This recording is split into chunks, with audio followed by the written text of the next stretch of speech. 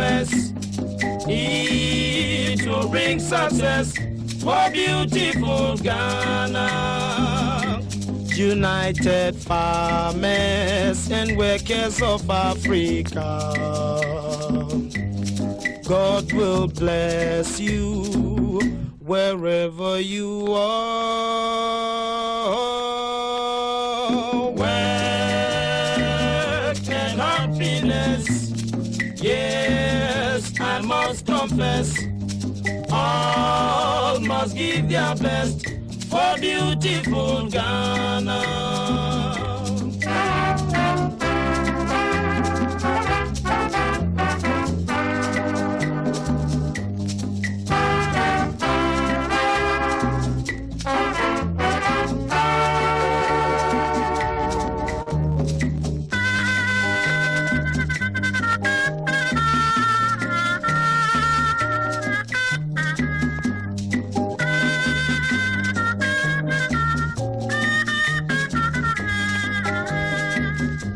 United farmers and workers of Africa, God will bless you wherever you are. Work and happiness, yes, I must confess. All must give their best for beautiful Ghana. I will give my best. You give your best. Give my best to beautiful Ghana. To beautiful Ghana. To beautiful Ghana.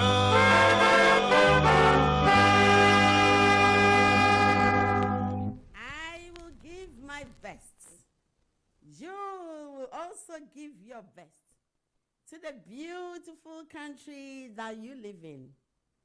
Good morning, good afternoon,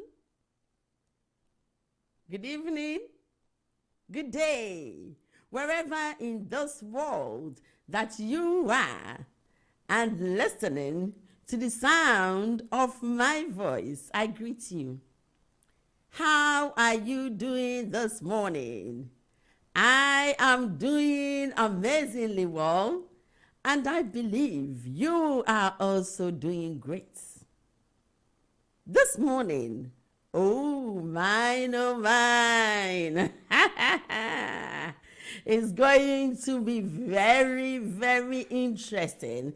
It's going to be educative. So I do not want you to miss out on this. I want you to call everybody. Call your friends, your family members, your brothers and sisters, your husbands, your girlfriends, your boyfriends. You see what I mean? Call everyone together around their gadgets and listen to how do you do your business with Quincy. We are here to educate you this morning. Have you ever considered getting a mortgage for yourself? How old are you? Have you ever considered getting a mortgage for yourself? Are you a first-time buyer? Do you want to have your own mortgage?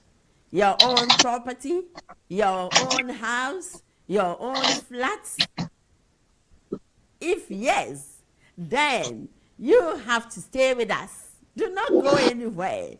Stay with us and learn, because I have brought on this show this morning, today, right now, we are going to speak to someone who is an expert, a certified mortgage advisor. Yes, you heard right. A certified mortgage advisor. He is going to talk to us, explain the big terminologies that we have heard but are not sure of it to us, break them down to us, so as we will learn and be confident in the way that we can go forward and get the mortgage and also call ourselves homeowners. You see what I mean? That's right. So today is the day for you to learn. How do you get on the property ladder? Getting on the property ladder is the topic for today on how do you do your business with Quincy. So be glued. Get ready. Are you ready? Get some tea, kappa. Yes, that's what we say in the UK. Get kappa. Get your kappa. If you have your breakfast or something, just get it ready. If you want to relax on your bed, on your sofa, if you are in your car, you can still listen to it on radio, as you are on the way. It is going to help everybody. It is going to make you understand certain things that you didn't know already. You see what I mean? That's right. So I'm not going to waste a lot of time today. We are going to set the ball rolling as I bring on my guest this morning. He is getting ready and he will be joining us on phone or Zoom anytime soon. So I want you to stay put. Woo! You can see the excitement if you're on Facebook or YouTube. Good morning to you, my Facebook and YouTube family members. I greet you. Let me salute you this morning and say thank you so much for always supporting the show, for always being around, for always, giving us feedback and on always commenting and sending your messages. You are the best thing that can ever happen to this show. And I must say that we are very grateful for having you on board this flight called GN Radio. How do you do your business with Quincy? So I want you to just get yourself ready, get yourself prepared as you listen to some of these authentic Ghanaian tunes. Yes, we call it oldies, Ghana oldies. So have a listen to some of it and we will be right back with you. Listen.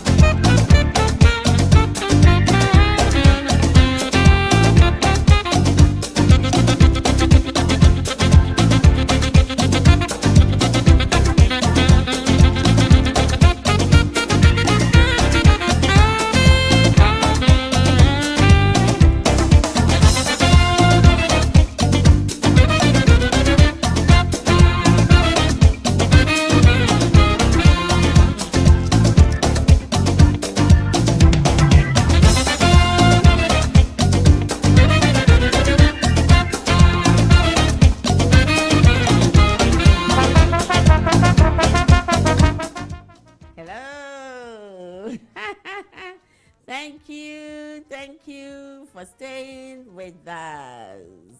Thank you so much for your time this morning. Hello.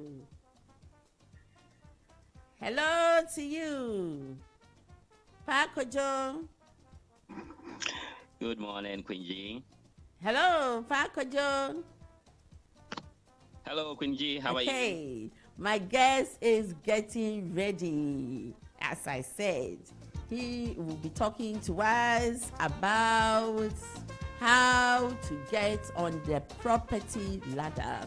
If you have considered or dreaming of being on the property ladder, owning your own property, having your own property, getting your own house or flat, then this is the show for you this morning. He is going to talk to us about how he does his business this morning, so we cannot wait to have him. As soon as we see him, surely we will be talking to him. So stay tuned for a bit and listen to the tunes that is coming your way.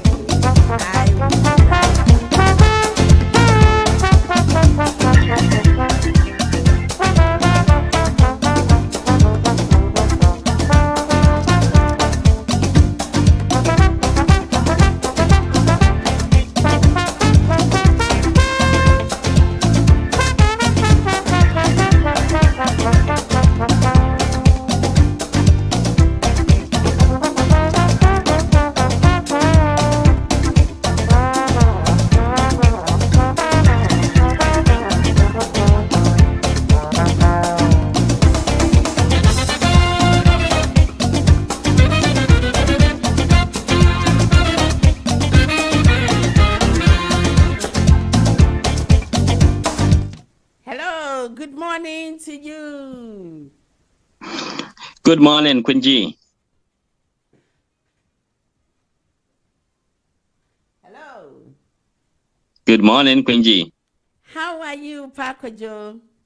I'm fine. Yourself? I'm good, thank you. Thank you so much for joining us this morning. It's a pleasure. So, KOJO, our topic for today is how to get on the property ladder as a first-time buyer.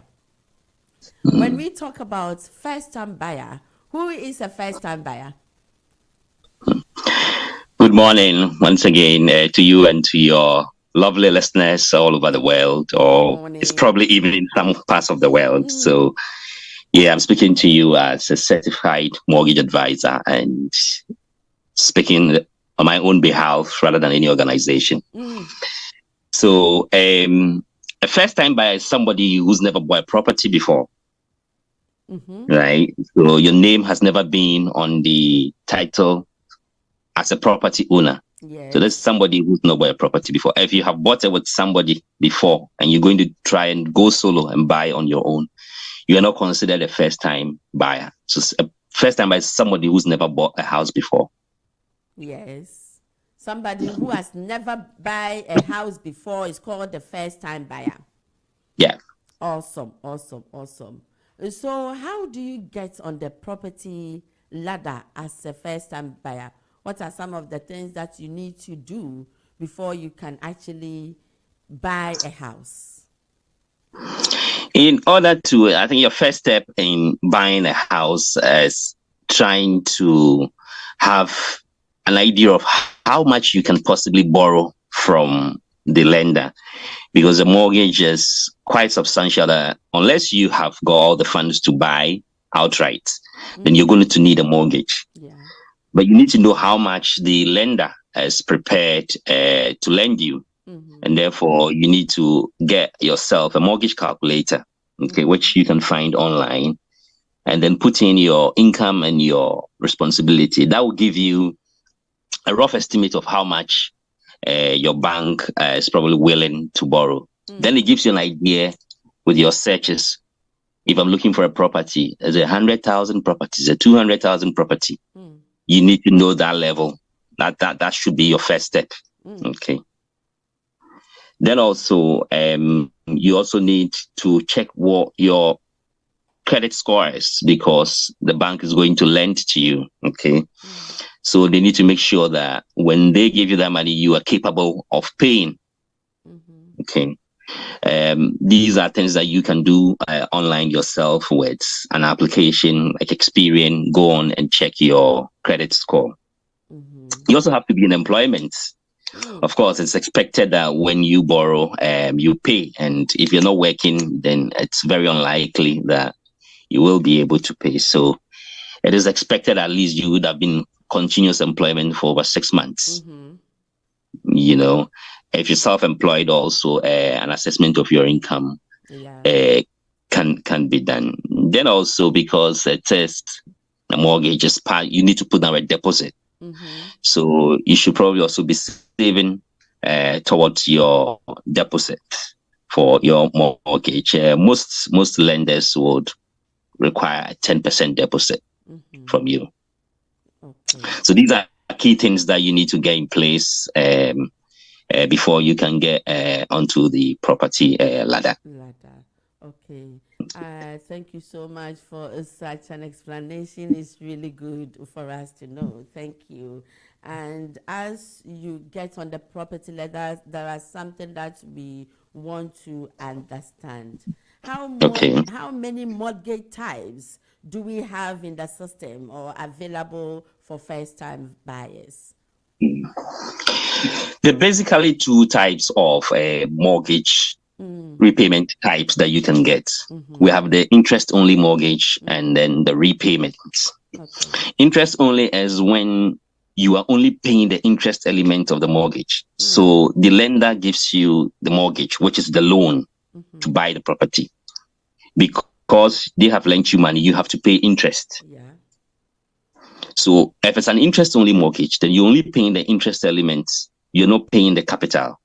It means that at the end of the term of the mortgage, probably maybe after 25 years, you need to cough up the £200,000 that they gave you. Okay. This is type 1. Type 2, it's your repayment mortgage, where you are paying both the capital and then the interest element. So on your monthly payment, you're paying part of the interest and you're paying part of the capital. So at the end of the term of the mortgage, you have nothing to owe.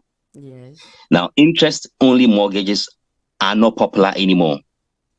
And since the mortgage review that was done in 2018, I believe, till 2008, it is recommended that most people don't take interest-only mortgages unless you're a professional or you're a high net worth mortgage earner. Then it is very unlikely that any bank will do that unless it's a temporary measure. But the main one will be to get a repayment mortgage where you are paying both the capital and you're paying the interest. So at the end of the term of the mortgage, the house is yours. You have nothing to owe. Okay. So what is the purpose of the interest-only mortgage? The interest-only mortgage, in the past, people took interest-only mortgages, right? And on the side, they have an endowment policy. So they're saving somewhere with an endowment policy. Term tied to the mortgage, so that maybe at the end of 25 years, maybe they have 200,000 to pay. The endowment policy maybe would have made maybe 250, and then they pay the 200, and then they have 50. So they're investing somewhere to pay. But if the endowment policy goes wrong, you may end up being repossessed, that you may not even have enough to pay the mortgage. So at the moment, interest-only mortgages are used as a short-term solution. Maybe somebody has a repayment mortgage. They're paying £600 a month, right? And they're out of employment, so they're on benefits. That means that they cannot pay. So maybe what the lender can do for you is to say, look, I'll put you on interest-only for the next 3 or 4 months whilst you look for a job. So that maybe instead of paying about £600, you're probably paying £200. Okay. Then maybe after a while, your circumstances get better. They can recalculate your mortgage and put you back on repayment. But like I did say previously, interest-only mortgages are not popular and they are not recommended for many households. So, and it makes you worse off in the sense that, see, with a repayment mortgage, you're paying your interest and you're paying your capital. And interest is calculated on your mortgage at the end of every month. So when you have a repayment mortgage, it means you're paying less and less of interest every month. And more of your monthly payment is going into the capital and is reducing your debt. But with interest only, your debt stays the same. And you rather pile in interest. Okay? So unless that you have an endowment policy that you are sure can actually pay, but like I said, 8 out of 10, we have found out that endowment policies, they are not popular and they are not enough to repay your mortgage. So the FCA were very strict about it, that interest-only mortgages should only be a short-term solution. Okay. So is there any age limit of getting a mortgage? The age limit is usually 18 for a residential mortgage. If you're 18 years, you can enter into a contract to get onto the property ladder, unless maybe you want to do a buy to let. Well, in that case, you're not a first-time buyer. You're trying to do business, then it's usually 21, but it's 18. If you're 18 years, yeah, you can get onto the property ladder. So from 18 to what age? If, for example, you are a 50-year-old, person or woman, man or woman, would you like to, can you actually purchase or get a mortgage at that age? And how is that? Yeah, there's no age limit. There's no upper limit. The lower limit is the 18. The upper limit is your pension age, which I think now is around 65 or 67. Okay. So usually typical mortgages around 25 to 30 years. Okay. But the lender will not give you a mortgage that will go beyond your pension age. Okay. Because at your pension age means you're on pension, you're on reduced income. Okay. So let's say you're 50 years and you're taking a mortgage. So you're probably going to get it for about 15 years. Whereas somebody younger may get it for a longer period of time. So if you are quite aged, let's say 50 or 60, if you're 60 and then you're looking at only having a mortgage for 7 years, it means your monthly payments are going to be very high. Unless you have a huge deposit to reduce the mortgage. Okay. So it's always advisable that with mortgages, you start very early. Yeah, you start very early. That will allow you to have your mortgage for about 25 years or 30 years. You can spread the cost and pay it gradually. But as you get older, your burden becomes higher, and no one, you don't want a situation where you're in your pension and you're paying your mortgage. No lender will do that anyway. So in terms of the age limit, that is what it is there for you. Start early. And I encourage parents, if you can help your children once they're 18, help them with a deposit, let them get onto the property ladder as quickly as possible when they are working. So that by the time even they reach 50, they probably don't have a mortgage.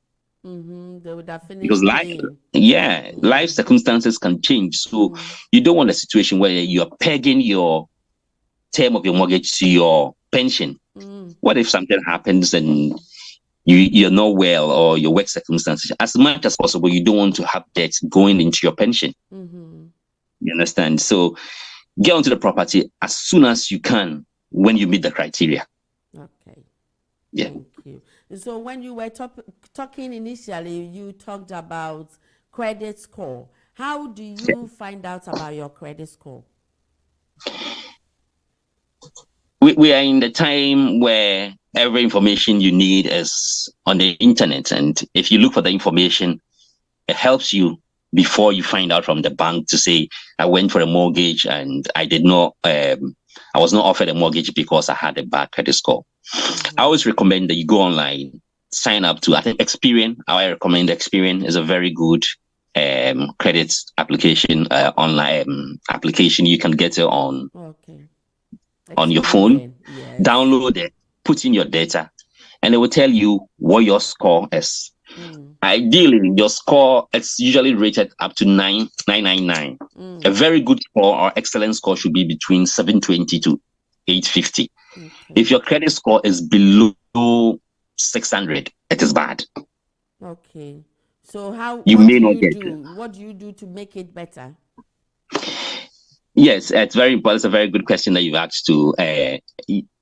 Let's say not having a credit record is just as bad as having a bad credit score. You should have some sort of credit first of all. Pay something by direct debit, right? So that you're paying, they can see that, look, you take something on direct debit. Maybe you have a mobile phone contract. You pay every month. You've not defaulted. You're building your credit score.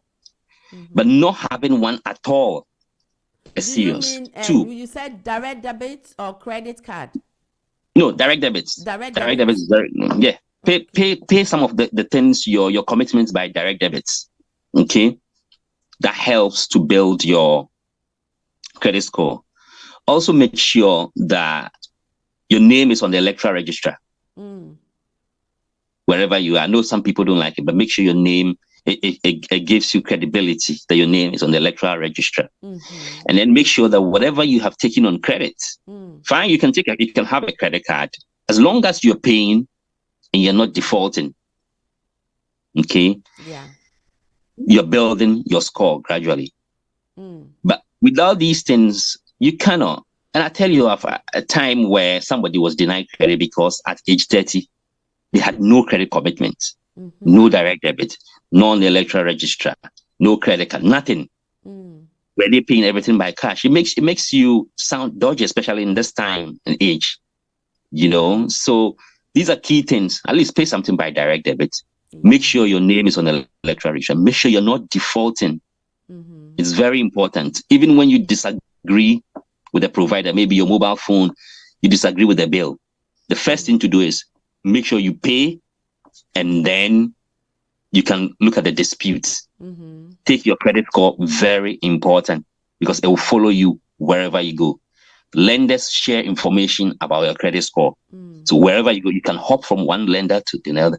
They will all know what it is. So please do not joke with your credit score. Okay, thank you for that. So, for example, if you do not have any credit card or overdraft, does it affect your credit score? No, it doesn't. Overdraft or credit card doesn't affect it. What usually affects is you should have some sort of thing that you pay by that, like you have a rent, even your rent can help. You have a mobile phone contract, maybe you have car finance. Pay something on credit. It's a system that they say you have to owe money for them to know that you're credible before they can give you something. I see. But not having any at all is quite serious. You know, I know some people don't like to pay by direct debit, but even paying some of your facilities or some of your bills by direct debit helps to build your credit score. Okay. So credit card or overdraft is not a requirement at all. It helps it that you have one. Overdraft in itself is dangerous because if you're using your overdraft constantly, it's putting your credit score down. Okay. It shows that you're struggling. You know, so overdraft makes you worse. Credit card is fine in the sense that you're borrowing and you're paying every month. You're paying. You're not defaulting. Yeah, your credit score will be solid. You know, but overdraft is dangerous. It will rather put you down. Okay. Wow. This is very, very interesting. So I want you to give us the difference between a lender, mortgage lender, and a mortgage broker. What are the main differences? Okay. The lender is what most people see as the bank or whoever is giving you the money. Okay. The broker is an intermediary, the person who is arranging it on your behalf. Some people prefer to go walk into the bank, go into maybe if it's Halifax or Santander, they'll just walk into the branch and then deal with it. Then you're dealing directly with the bank. Others will prefer to use an intermediary. So there's somebody who is arranging the mortgage. The intermediary or the broker, the advantage with the broker is that the broker works with the panel of lenders. So can look at maybe a couple of 5 or 6 or 7 lenders and look at your circumstance and then give you the best out of it. Whereas, let's say if you walked into Halifax can only offer you what they have. But a broker maybe is working with Halifax, is working with Santander, is working with HSBC, So can look at what's on the market, look at your personal circumstance, and then offer you. 9 out of 10, most brokers don't charge you anything. Oh. It's free. Oh, that's awesome. The bank rather pays, or the lender pays the broker for arranging it, but you don't pay anything. Oh, I see. Yeah. Okay. So how much deposit will a first-time buyer need to, get a mortgage? Most lenders will require a 10% deposit. Unless, the 10% deposit. At the very minimum, you would need 5% if you are using a housing scheme, like you're using an shared equity scheme, but you definitely need a mortgage. But generally, it's 10%. Okay. So, like I said, if you're thinking of buying a house, 200,000, then you probably need to have about 10,000 or 20,000. So if I said 200,000, you're looking about 20,000 deposit, right? To put down towards the mortgage. So you definitely need a deposit, and usually 10%. So are there any other fees involved apart from paying the 10%? Do you have to pay any other fees? Yeah, every mortgage comes with fees. Because it's a legal thing that you're doing. It's a legal contract. So you need a solicitor to act on your behalf. Okay. So on top of your deposit, your deposit goes towards the mortgage. That reduces your debt or the purchase price. But you need a solicitor. So you pay solicitor's fees. Because the solicitor will do all the paperwork. They will do all the searches. They will make sure that the property is registered in your name. And there are a lot of solicitors. The bank or the lender has got a solicitor acting on their behalf. The seller of the property has also got a solicitor. So usually there are 3 solicitors involved, and you need a solicitor as well to protect you. So that's a fee that you should prepare for. You find that some lenders will offer free solicitors to you. Some lenders will do that as part of the mortgage. If you took a mortgage from them, they will offer you a free solicitor. The other cost involved is the valuation. You're paying, I always use 200, you're paying for a house for 200,000, right? You have to make sure, and the bank must also make sure that the value of the property is correct. And you're paying money that is worth for that. So you need a surveyor to go and value the property to make sure that, okay, the bank is giving you 100,000 to buy a house. When they sell the house, will they get 100,000 back? So it gives you protection, and it gives the lender also protection. Okay. There are instances that you also have to pay stamp duty. Stamp duty, you pay stamp duty if the price of the property is more than 225. If it's less than 225,000, then you would not pay any stamp duty if you're a first time buyer. Okay. So these are like the key costs that comes with getting a mortgage. Okay, so this exemption of stamp duty, it only applies to first-time buyers? Does it only apply to I think buyers? now the government's made it easier and simpler that there's a minimum. As long as you are below 225,000, you're exempted. Oh, okay. So I think it's to help people to get onto the property ladder, which is a good thing. It used to be 250, and recently they brought it down to 225. So that helps you because it can be quite a lot. I think it's about 6% of the price.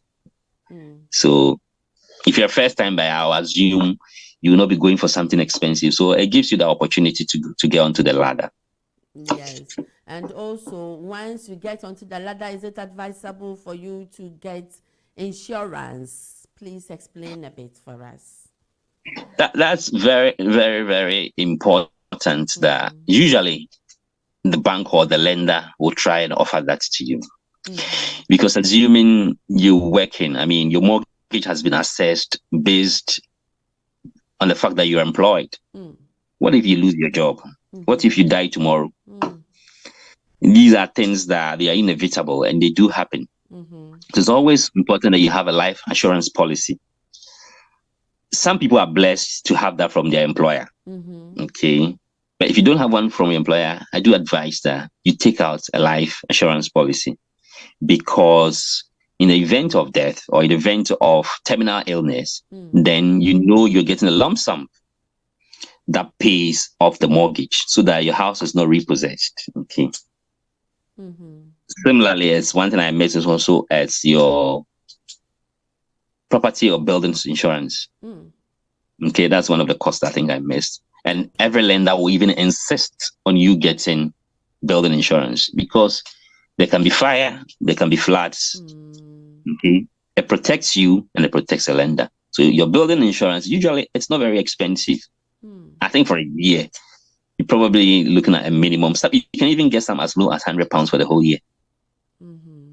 You know, so that when your house catches fire, you know the insurance company is going to what? Pay for a new house. Yeah. So it gives you protection. It gives the lender also what? Protection. Okay. Lovely. I want you to quickly explain these two words for me. Lease and freehold. What are they? These are forms of ownership. Okay. And it's usually it's in England and Wales where we have leasehold and freehold. And it's very important that when you are buying a property, you check it. Now, a leasehold property is, in simple terms, you own the house, you don't own the land. The house is built on the land. So for a leasehold property, the house belongs to you, but the land does not belong to you. It means that you have to pay rent to the leaseholder. So on top of whatever you are paying rent to the person who owns the land. Now, be careful. And it's very important that you know this in the sense that the person who owns the land has got more rights than you who own the house. And it is very important that you keep up with your, what we call ground rent that you pay to the leaseholder. Because when you default, they can go Okay, I think we've lost him, and he would definitely come back and we will continue. So I want you to please do not go anywhere. Stay with us. We've got a few minutes to go, but then he will come back definitely. So I want to recognize my Facebook and YouTube family members. Good morning to you in Deco Philomen. She says good morning. Sharon Resob said, oh, I missed a very important conversation. I wanted information about mortgage. No, you haven't. You can look after, you can replay and then have a lesson as well. Or just so stay with us as we continue with what we are doing. So don't go anywhere, Sharon. Just stay with us and listen. You will definitely get what you want. And also, good morning to you. Come vibe with Babes Love. You are on YouTube. Good morning to you, Casper Esiam on YouTube. Thank you all for joining us today. And also, we've got the phone lines opened. So please, if you want to send your messages, go ahead and send your messages or ring the lines in the studio. 0203-73-58820. Or you can also call 0203-280-185 or WhatsApp us on 0778 7939958. So, Pa KOJO, I've got some questions for you. Okay. Yes. Casper Esiam says that would an investment in REITs disqualify you from first-time buyer schemes? An investment in what? Can you read the question again? Investment in REITs disqualify you from first-time buyer schemes? No, no. First time buyer, as long as you've not bought, your name is not on any title document as a buyer, you're good.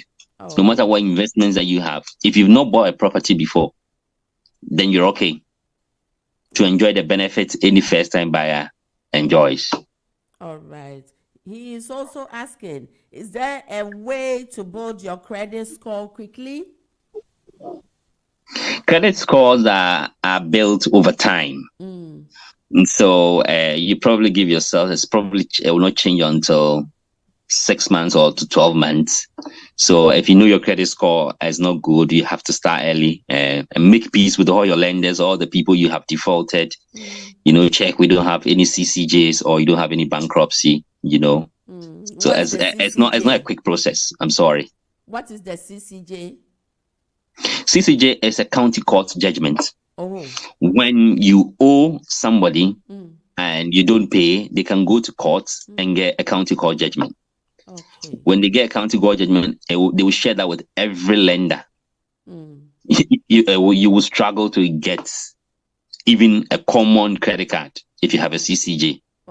So even if you have paid, you've paid your debt after that, you will still have problems. Yeah, it will stay on your record for a while, even after you've paid. So it becomes a bit tricky if a lender is giving. Sometimes I'll say, put yourself in the shoes of the lender. There's somebody who's defaulted. When I give them money, are they likely to pay back? You understand? So it will still be on your records for a while, and lenders will be very circumspect in what they do with you when they are giving you money. So if you can avoid CCJ, please avoid it. Avoid it. Okay, thank you. And this also is from him. He says, do direct debit gym subscriptions suffice? And would the cancellation affect your credit score? What was the first part? You said direct debit about? Do direct debit gym subscription suffice? Because I think you were talking about. Right. Yeah. Yeah, that's fine. I mean, credit cards, direct debits, irrespective of what facility is from your gym, mobile phone provider, or anything that you pay on direct debit, it helps. If you cancel, you're okay. It doesn't affect you. As long as you don't owe.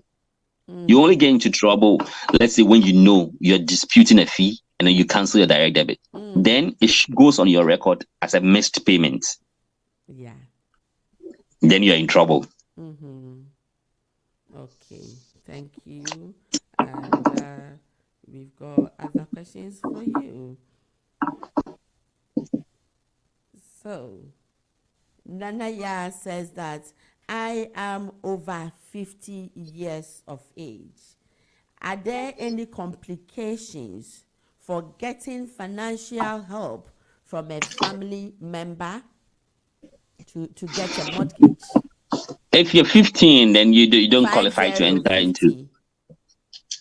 15 and you don't qualify to enter into a mortgage. 50 years. Yep. Okay, 50. Yeah, certainly you can get onto the ladder. But like you said, your term will be shorter. Yeah. She's asking if she can get help from family members, and are there any complications or implications you can for getting the help? You can get help from family members by way of deposits. Okay. So what we call a gifted deposit. So if your family members are generous, then maybe instead they say, oh, I'm giving you 20,000, 30,000 to help you. Then your family members can write a letter to the bank to say, we're gifting Queen G 50,000 to help her with her mortgage. Okay. And that will help bring your mortgage down.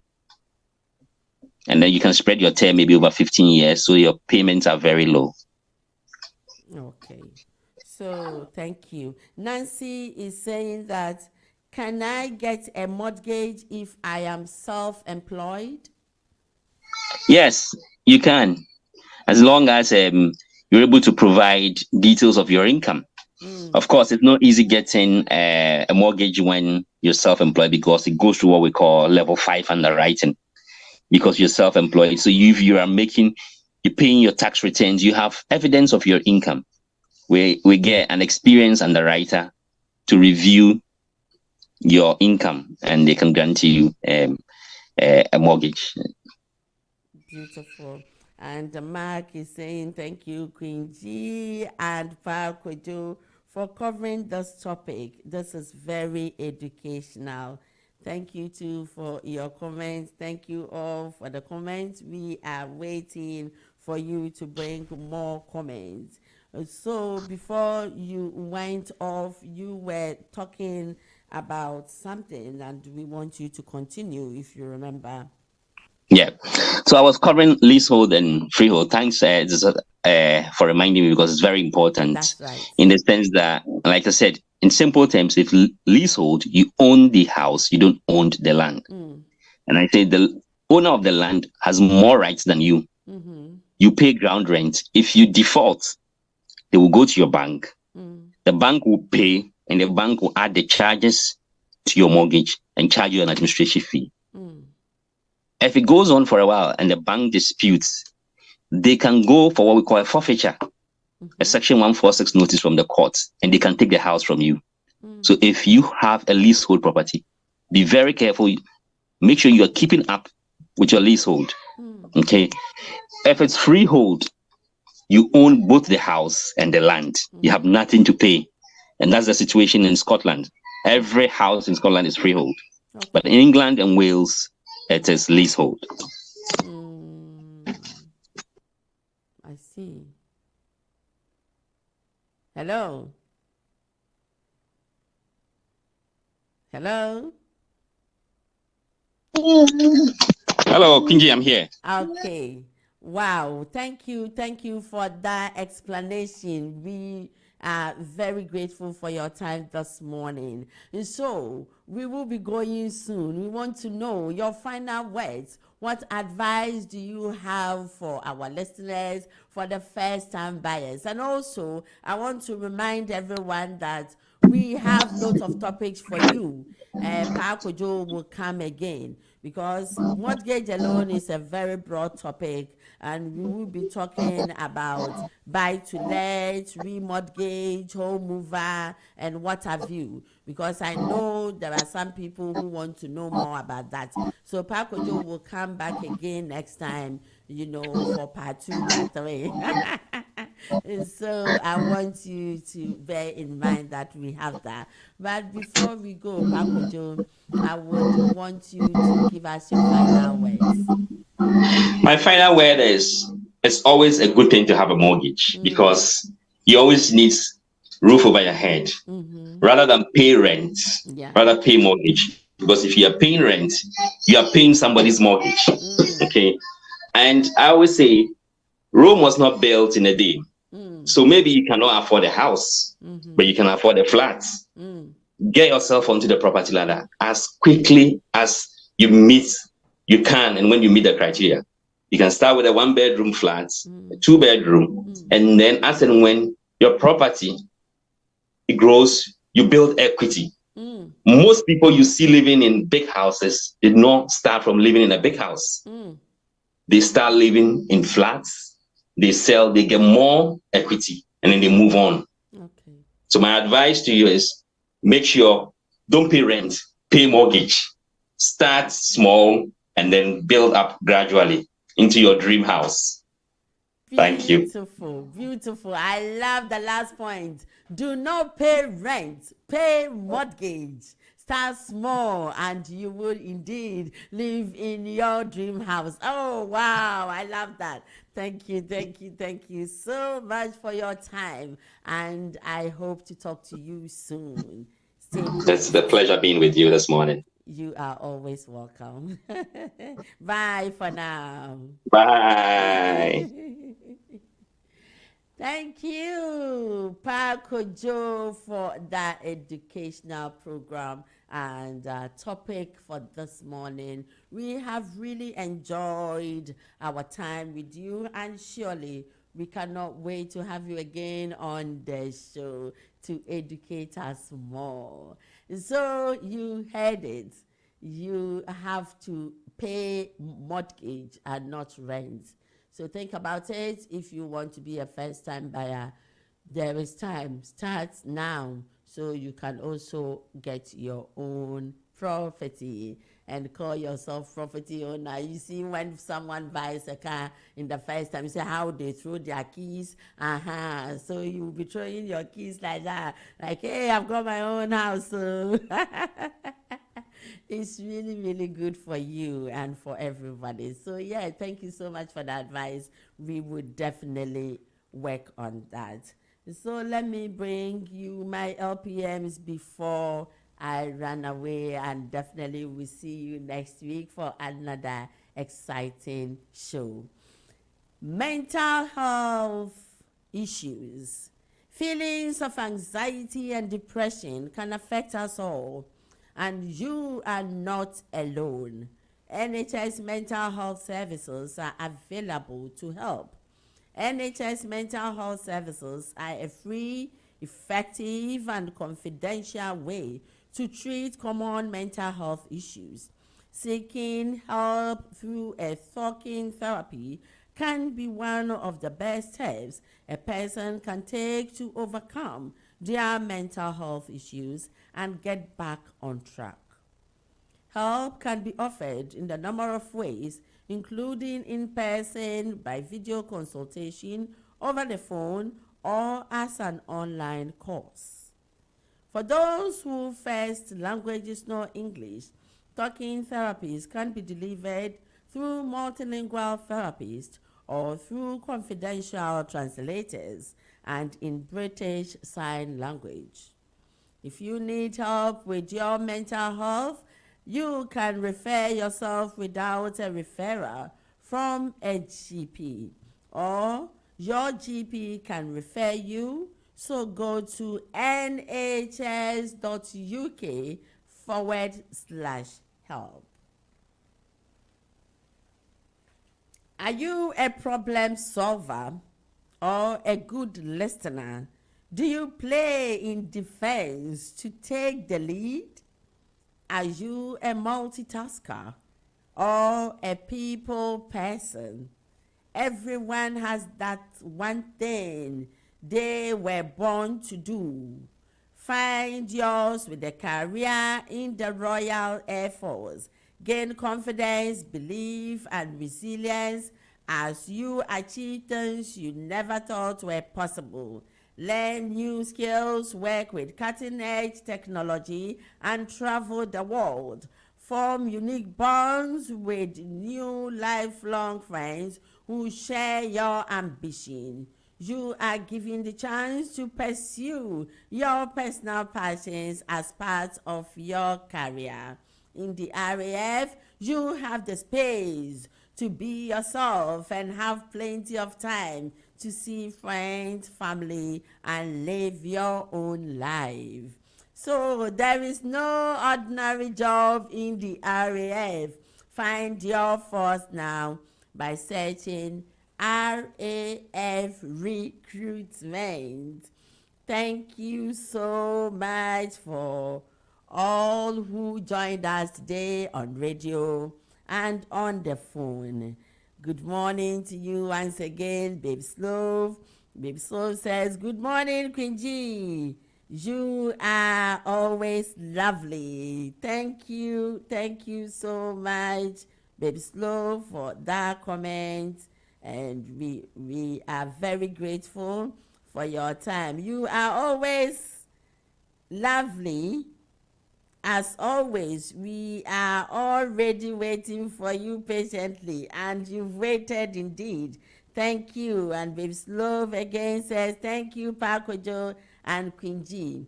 Thank you so much, Babes Love, for joining us. Casper, Sharon, Indeko, all of you.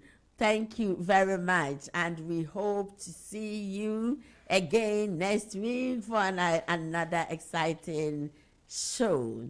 So as always, you know that I love you. So you too, love me and don't leave me until we meet again. Stay blessed.